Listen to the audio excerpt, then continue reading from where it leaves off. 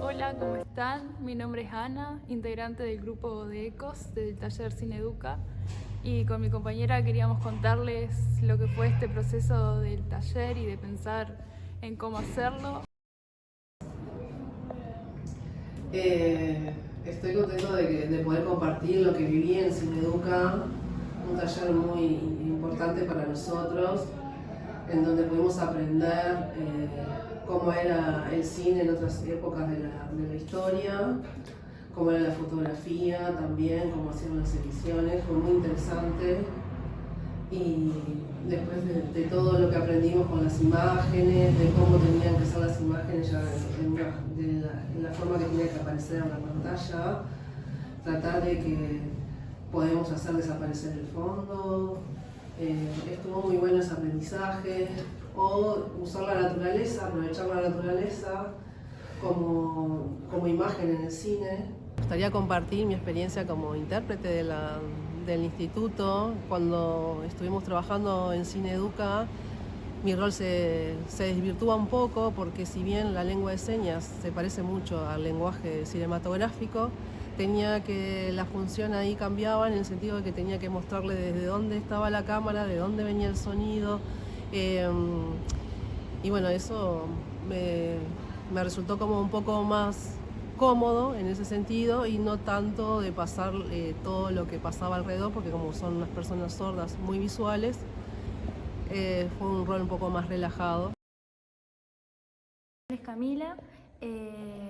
Yo quería hablar un poco de lo que fue la grabación, porque yo estuve encargada de la cámara, de hacer los cortes, de grabar luces, cámara, acción, todo eso.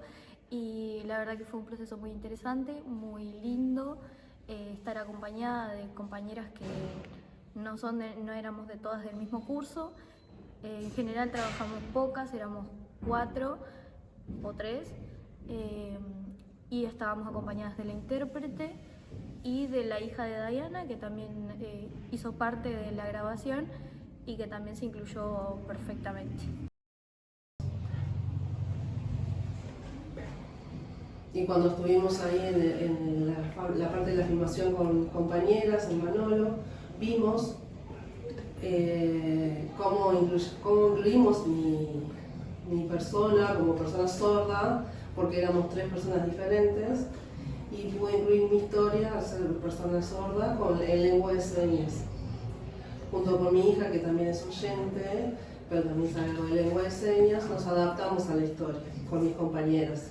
Surgió a partir de un trabajo en clase, pensando en hacer un poco la exposición, y bueno, nos gustó la parte esta de integrarnos a nosotras y a nuestra compañera, que para los que vieron el video.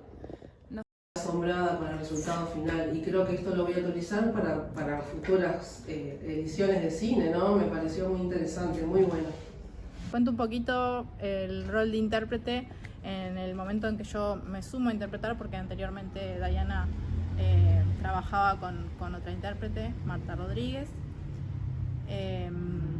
Yo me sumo en el momento que tienen que decidir los planos a utilizar dependiendo la historia, en qué planos serían los que utilizaban, y ahí nos dimos cuenta que claro, que la historia no podía empezarse desde un principio en lengua de señas para que al final fuera en la conclusión de la historia, o sea, al final de la historia, ahí cae la ficha de que por qué el silencio, por qué todo con miradas o ojos, comunicación gestual o visual más que nada, y no hablando con voz y tampoco hablando con manos.